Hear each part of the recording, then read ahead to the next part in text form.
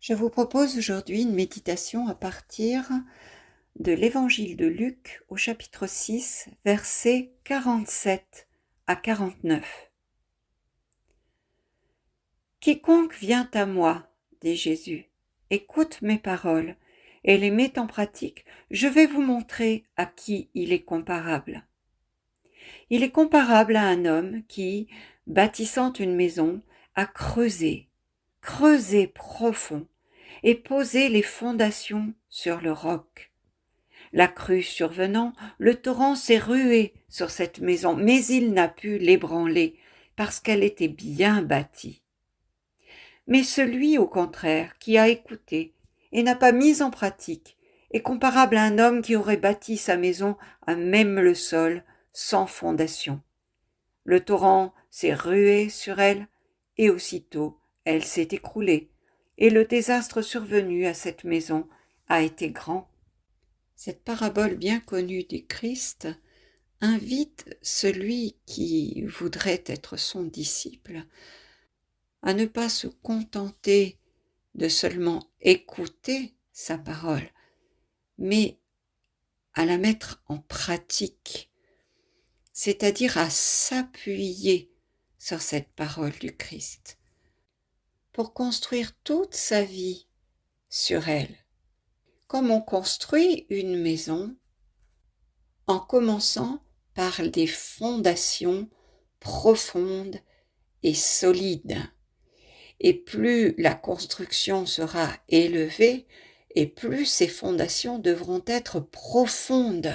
Et on pourrait dire que ce qui est vrai pour une construction en maçonnerie est vrai également sur le plan spirituel, puisque Jésus nous dit « Celui qui s'abaisse sera élevé ». C'est-à-dire que plus je suis capable de m'abaisser, plus Dieu est en capacité de m'élever. C'est à partir de ce qui est invisible que l'on peut bâtir, construire le visible. Les fondations d'une maison restent cachées. Une fois que la maison est construite, on voit la maison, bien sûr, ce qui est extérieur, mais on oublie complètement cette partie cachée. Une fois la maison achevée, c'est pourtant ces fondations qui en assurent la solidité, parce qu'elles soutiennent tout l'édifice visible. Pensez aux cathédrales que nous admirons aujourd'hui et qui sont toujours debout après plusieurs siècles, parce qu'elles ont des fondations tellement profondes, parce que l'architecte qui les a conçues au Moyen Âge a calculé la profondeur des fondations en fonction de la hauteur de l'édifice. On sait aujourd'hui que plusieurs générations d'ouvriers se sont succédés pour la construction de ces cathédrales. C'est-à-dire que ceux qui travaillaient sur les fondations savaient parfaitement qu'ils ne verraient sans doute jamais la cathédrale achevée, la partie visible terminée. Ils n'œuvraient pas pour eux-mêmes en réalité, mais pour bien plus grand qu'eux-mêmes. Ils œuvraient pour Dieu. Ils trouvaient leur joie à participer à cette construction collective, élevée pour la gloire de Dieu. Jésus veut nous dire que chaque croyant est comme une construction, une cathédrale de chair, une cathédrale vivante, dont il est la pierre d'angle, c'est-à-dire celle qui soutient tout l'édifice. Cette pierre d'angle, c'est notre foi au Christ. L'apôtre Paul, dans sa lettre aux Romains, chapitre 10, verset 17, nous dit que la foi vient de ce qu'on entend, et ce qu'on entend vient de la parole de Christ. Et avant de mourir et de retourner vers le Père, Jésus a dit à ses disciples qu'il leur enverrait l'Esprit Saint, et que ce même Esprit Saint leur rappellerait tout ce qu'il leur avait dit. Nous sommes aujourd'hui dans le temps de l'Esprit Saint. Et c'est l'Esprit Saint qui œuvre en nous pour que cette parole nous transforme à l'image du Christ. Car nous sommes aujourd'hui ses ambassadeurs dans le monde. Il nous dit en Jean chapitre 15, verset 16. « Ce n'est pas vous qui m'avez choisi, mais c'est moi qui vous ai choisi et vous ai établi pour que vous alliez et portiez du fruit et que votre fruit demeure, afin que tout ce que vous demanderez au Père en mon nom, il vous le donne. » Jésus dit « Je vous ai établi ». Si vous cherchez le mot « établir » dans le dictionnaire, vous trouverez « construire, implanter de manière stable, solide ». Ça nous fait vraiment penser à la parabole de la maison construite sur le roc. C'est ça, Jésus nous établit pour porter du fruit dans ce monde, pour être ses représentants, et que croyant en lui, nous puissions faire les œuvres qu'il a fait, et même de plus grandes encore, nous dit-il. Mais avant de pouvoir faire les œuvres qu'il a fait, encore faut-il que nous soyons prêtes. Jésus doit pouvoir nous faire confiance avant de nous investir des charismes et de tout ce qui est nécessaire et utile à la mission. Le temps des fondations est absolument nécessaire. C'est aussi le temps de la patience, où l'Esprit Saint travaille en nous. Et Jésus nous en a donné un exemple de ce temps des fondations et de la patience, parce qu'il a vécu 30 ans, une vie cachée, à Nazareth comme fils de Joseph et Marie, comme charpentier. Sa mission n'a commencé que lorsque l'Esprit est descendu sur lui sous l'aspect d'une colombe le jour de son baptême dans le Jourdain. Alors une voix est venue d'en haut, il lui a dit « Tu es mon fils bien-aimé, en toi j'ai mis tout mon amour ». C'est seulement à partir de ce moment-là que Jésus est entré vraiment dans sa mission de rédempteur, dans sa vie publique, dans la vie de l'Esprit, pour nous montrer que le royaume de Dieu est à chercher au-dedans de nous. Un des pères de l'Église, saint Augustin, nous le dit si bien dans cette prière, extraite du livre Les Confessions. « Tard je t'ai aimé, beauté ancienne et si nouvelle. Tard je t'ai aimé. Tu étais au-dedans de moi, et moi, j'étais dehors, et c'est là que je t'ai cherché. Tu étais avec moi, et je n'étais pas avec toi. » Saint Augustin le dit, « Tard je t'ai aimé. » Et comme je le disais tout à l'heure, Jésus a eu besoin de 30 années pour se préparer aux 3 petites années de sa vie publique. C'est dire que ces fondations sont importantes et on ne peut pas s'en passer. Ces années de vie cachée du Christ constituent les fondations. Il y a appris l'humilité d'une vie toute simple et il en a tiré une connaissance du cœur humain, comme l'apôtre Jean l'exprime bien en Jean 2, 23 à 25. Pendant que Jésus était à Jérusalem, à la fête de la Pâque, plusieurs crurent en son nom, voyant les miracles qu'il faisait. Mais Jésus ne se fiait point à eux parce qu'il les connaissait tous et parce qu'il n'avait pas besoin qu'on lui rendît témoignage d'aucun homme, car il savait lui-même ce qui était dans l'homme. Bien qu'il soit fils de Dieu, Jésus se présente toujours dans les évangiles comme fils de l'homme, c'est-à-dire un Dieu qui s'est mis à l'école de sa créature, c'est-à-dire Emmanuel, Dieu avec nous. Jésus a vécu pleinement une vie d'intimité avec l'Esprit Saint à partir du moment où il a été baptisé. Ce qui est vrai pour Jésus est vrai pour chacun de nous. La vie dans l'Esprit exige de nous cette patience pendant le temps où Dieu travaille en nous. La parole nous dit en 1 Corinthiens 3, 9, « Vous êtes le champ que Dieu cultive, la maison qu'il construit. » C'est comme une grossesse, ce temps où l'Esprit travaille dans les profondeurs de notre être. C'est l'enfant de Dieu qui grandit en nous jusqu'au moment de la mise au monde, jusqu'au moment de l'enfantement. Jésus, tout fils qu'il était, a attendu l'heure du Père pour accomplir le premier miracle de l'eau changée en vin à Cana en Galilée, et alors ses disciples crurent en lui. L'apôtre Paul nous dit en Romains 11, 29, « Dieu ne se repent pas de ses dons et de son appel. Nous savons que Dieu nous appelle à être ces pierres vivantes de l'édifice, de l'Église du Christ. C'est pourquoi Jésus nous met en garde, parce que Dieu ne se repent pas de ses dons et de son appel, de bien construire notre vie de foi sur l'obéissance à sa parole et à conserver un cœur pur et humble, résolu à servir Dieu, à le choisir lui plutôt que de se servir de lui.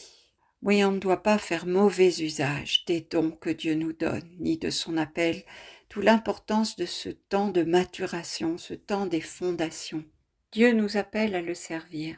Et nous savons qu'il n'appelle pas forcément les plus qualifiés, mais il qualifie ce qu'il appelle.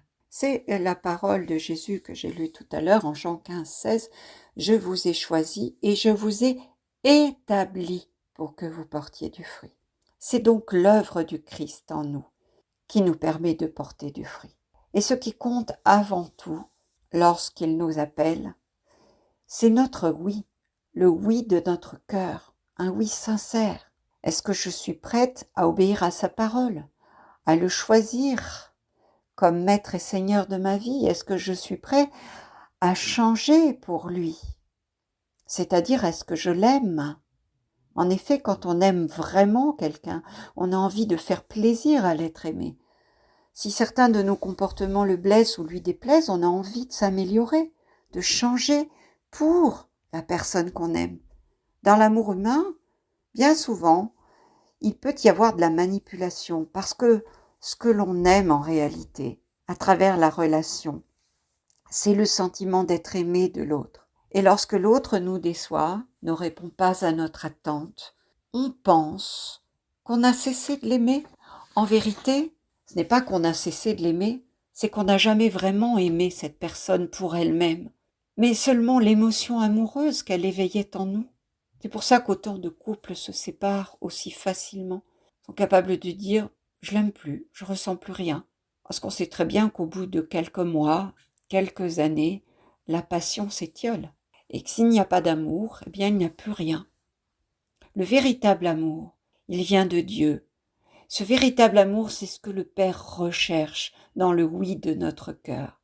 Jésus dit à la Samaritaine, en Jean 4, 23, « L'heure vient où les vrais adorateurs adoreront le Père en esprit et en vérité. » Nous pouvons tromper les autres, nous tromper nous-mêmes bien souvent, mais nous ne pouvons pas tromper Dieu, car il connaît notre cœur. Lorsque Dieu trouve l'attitude de cœur qui lui convient, ce cœur selon Dieu, dont on dit que David était pourvu, quand il le trouve chez quelqu'un, peu lui importe son vécu passé, ses errances passées, ses péchés, il commence à construire les fondations d'une relation de plus en plus profonde et intime avec cette personne qui lui a dit oui, parce que Dieu désire nous associer à son œuvre de salut pour ce monde. Alors il nous dit, tu veux vraiment changer ce monde avec moi? Alors convertis-toi, change. Le sage Gandhi a dit à peu près ceci, commence par changer en toi ce que tu veux voir changer autour de toi. On ne peut pas faire l'économie de ce temps des fondations. Pendant ce temps, plus ou moins long, Dieu travaille notre cœur et rien n'apparaît encore à l'extérieur. Notre vie extérieure ne change pas forcément. Nous ressentons simplement à l'intérieur un appel à le servir, ce Seigneur, de plus en plus grand, un désir qui grandit de lui être utile. L'amour grandit dans notre cœur pour lui et on a envie d'en vivre. C'est le temps de la conversion personnelle, le temps des profondeurs, où Dieu opère à la manière d'un chirurgien du cœur. On lui a ouvert notre cœur, alors il opère. Il est un chirurgien du cœur humain. Il sait comment faire pour transformer notre cœur de pierre endurci par les épreuves et les blessures de la vie, fermé par le péché, en un cœur de chair, comme le sien, un cœur sensible à son amour pour tous les hommes, ceux que nous aimons comme ceux que nous n'aimons pas, pour qu'ils battent notre cœur à l'unisson du sien, qui est doux et humble, comme il nous le dit en Matthieu 11, 28. Saint Jean Eudes a écrit « Il nous faut apprendre de notre divin docteur, qui est Jésus, à être humble, non seulement d'esprit, mais de cœur. » C'est le message des apparitions de Parel Monial, où Jésus est apparu à une jeune novice, lui dévoilant son cœur passionné d'amour pour les hommes et si désireux de les enrichir de ses précieux trésors. On pourrait dire que Dieu pratique une transplantation cardiaque. C'est un peu comme si Jésus nous faisait le don de son cœur pour prendre la place d'une autre. Après une transplantation cardiaque, le receveur doit s'adapter au nouveau cœur, celui de son donneur. Pour que son corps ne le rejette pas, il reçoit un traitement spécial et au fil du temps, il intègre ce nouveau cœur comme étant le sien. Il commence une nouvelle vie grâce à ce cœur bien vivant qui bat dans sa poitrine. Ce cœur de chair, cette chair du Christ, devient notre chair à nous. Ce mystère du don du Christ que nous revivons à chaque Eucharistie, c'est l'accomplissement de cette parole du prophète Ézéchiel en 36, 26. « Je vous donnerai un cœur nouveau, et je mettrai en vous un esprit nouveau. J'ôterai de votre corps le cœur de pierre, et je vous donnerai un cœur de chair. » Certains miracles eucharistiques qui ont eu lieu, comme celui de Noël 2013 en Pologne, à Legnica, vous pouvez trouver ça sur Internet, ou celui de Buenos Aires en Argentine en 1996, sont des signes donnés par Dieu pour nous inviter à croire à la réalité de ce mystère inouï, cet échange inouï. Jésus nous offre son cœur, et un cœur vivant qui souffre la passion d'amour pour nous. Ce cœur qui prend la place d'une autre, c'est un cœur passionné d'amour pour ses frères et sœurs en humanité, celui du Christ, pour que cet amour soit communiqué à tous les hommes, pour le salut du monde. Lorsqu'un chirurgien opère une personne, celle-ci est endormie. Toute opération importante et délicate nécessite une anesthésie. Lorsque Dieu crée Ève, à partir d'une côte d'Adam, il plonge Adam dans un profond sommeil. Donc notre conversion ne peut se faire que dans l'abandon de tout notre être. Cette transformation intérieure de notre cœur suppose un abandon, c'est-à-dire une acceptation du temps de Dieu et de sa volonté sur notre vie. Nous devons dire ton heure et non la mienne. Dieu sait lorsque nous serons prêts. Comme Jésus a attendu son heure, celle de Cana, nous avons la nôtre. Vouloir anticiper et construire sans les bonnes fondations revient à bâtir sur le sable et cela ne tiendra pas. Mais pour nous encourager dans le temps de la patience, Dieu nous donne parfois un avant-goût de ce que sera cette vie dans l'esprit. C'est comme les premiers fruits d'un arbre encore jeune qui augurent des belles récoltes dans le futur, lorsqu'il aura grandi. Alors, de temps en temps, nous pouvons recevoir une parole intérieure, un signe, une prophétie pour notre vie. Et il est bon d'y être attentif à ces touchés de Dieu qu'il nous donne pour nous encourager. Dans ce temps des fondations, Jésus attend de nous que nous soyons fidèles.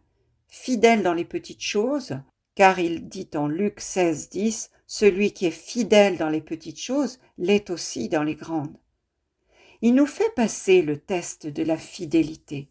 Fidélité dans nos engagements d'église, mais aussi dans notre vie personnelle. Donc, est-ce que ma priorité, c'est de faire la volonté de Dieu ou la mienne? Faire ce qui m'arrange dans le moment ou ce à quoi je me suis engagée dans le temps, durablement, même si cela ne m'arrange pas. Dieu nous teste. Il veut savoir s'il pourra compter sur nous. Le roi David, pourtant un homme selon le cœur de Dieu, nous dit la Bible, a passé ce test. Saül, le premier roi d'Israël, en voulait à sa vie et le poursuivait. Lorsque l'occasion lui fut donnée de pouvoir tuer Saül, David l'a épargné, car dit-il, « je n'ai pas voulu porter la main sur le roi qui a reçu l'onction du Seigneur. Il lui aurait pourtant été facile, en le tuant, de prendre sa place tout de suite et devenir roi, mais il a fait confiance à Dieu pour que la volonté de Dieu sur sa personne, pour être roi, se réalise en son temps. Beaucoup de gens dans nos églises, de serviteurs et de servantes de Dieu, s'épuisent à la tâche, multiplient les réunions, etc., à tel point qu'ils n'ont plus de temps pour vivre une vie d'intimité avec le Seigneur, pour vraiment revenir aux racines, aux fondations. Ils sont tellement dans l'activisme, dans les œuvres extérieures, croyant œuvrer pour Dieu, pour leur Église, qu'ils en oublient le principal, la vie dans l'esprit. L'esprit, c'est roi, en hébreu, c'est le souffle. Ils en oublient de respirer, et leur vie intérieure est étouffée par l'agitation extérieure. C'est un peu Marthe et Marie, l'évangile que vous connaissez, où Jésus enseigne à Marthe que Marie a choisi la meilleure part. Nos œuvres extérieures doivent trouver leur origine, s'appuyer sur notre vie intérieure d'union avec le Christ, sur le cœur à cœur avec Dieu. Œuvrer pour Dieu, c'est laisser Dieu faire son œuvre en nous. Jésus dit à Nicodème, en Jean 3, « Le vent souffle où il veut, tu entends sa voix, mais tu ne sais ni d'où il vient, ni où il va. Il en est ainsi pour qui est né du souffle de l'Esprit. » La vie de l'Esprit suppose une obéissance de chaque instant à ce qu'il nous inspire. Donc une disponibilité et une écoute intérieure que l'on n'apprend que dans ce cœur à cœur. C'est là qu'on apprend cette disponibilité. Depuis ce lieu où, en nous-mêmes, où nous sommes abandonnés à sa volonté. Mais c'est vrai, l'abandon, ça fait peur. Car l'abandon est souvent perçu comme une attitude de passivité, où l'on subit ce qui nous est imposé de l'extérieur. Si, dans notre enfance, des adultes qui auraient dû nous protéger ont abusé de leur statut, de leur position d'autorité envers nous, ont profité de notre faiblesse, notre petitesse, peut-être même nous ont maltraités, alors on assimile l'abandon à de la faiblesse. Le Seigneur sait bien cela. C'est pourquoi il prend son temps pour nous approcher avec douceur. Il veut fonder cette relation sur la douceur, le respect, l'amour mutuel. Il attend que nous l'invitions à aller plus loin dans cette relation avec son Père du ciel, qui passe par lui. Il attend que nous ouvrions la porte de notre cœur. Il le dit en Apocalypse 3, 20. « Voici, je me tiens à la porte de ton cœur et je frappe. Si quelqu'un entend ma voix et ouvre la porte, j'entrerai chez lui, je souperai avec lui et lui avec moi. » Dieu va à notre rythme, car il a tout son temps. Car l'amour prend son temps. Dieu nous attend. Il ne s'impose jamais. Nous lisons en 2 Pierre, chapitre 3, verset 8. « Devant le Seigneur, un jour est comme 1000 ans, et 1000 ans sont comme un jour. Le Seigneur ne tarde pas dans l'accomplissement de la promesse, mais il use de patience envers vous. » Pensons au bon larron qui, sur la croix, en un instant, s'est vu affirmer par Jésus qu'il serait avec lui le soir même au paradis. Personne d'autre dans les évangiles ne s'est vu dire cela de la part de Jésus. Le temps des fondations peut s'apparenter aux fiançailles pour un couple qui aspire à se marier. C'est le temps où l'on apprend à s'aimer, à se découvrir, à se connaître. Et malheureusement, aujourd'hui, c'est bien souvent un temps qui n'existe pratiquement plus. On a oublié les fiançailles. Pourtant, c'est le temps où l'on installe une intimité de cœur qui doit précéder l'intimité des corps que le mariage permettra, de sorte que l'union de ces deux, hommes et femmes, s'ouvre à la vie, à l'accueil d'une nouvelle vie, d'un enfant. Dans notre vie spirituelle, nous avons besoin de ce temps de fiançailles avec Jésus. pour nous préparer à vivre une intimité avec lui féconde, qui donnera la vie de l'esprit, une vie féconde pour le royaume. Cet esprit, les apôtres l'ont reçu le jour de la Pentecôte. Pour nous aujourd'hui, nous avons à faire nôtre cette parole du Christ que nous lisons en Jean 7, versets 37 à 39. Le dernier jour de la fête, le grand jour, Jésus debout s'écria, « Si quelqu'un a soif, qu'il vienne à moi et qu'il boive, celui qui croit en moi. » Selon le mot de l'Écriture, de son sein couleront des fleuves d'eau vive. Il parlait de l'Esprit que devaient recevoir ceux qui avaient cru en lui, car il n'y avait pas encore d'Esprit, parce que Jésus n'avait pas encore été glorifié. Merci pour votre écoute. Soyez bénis.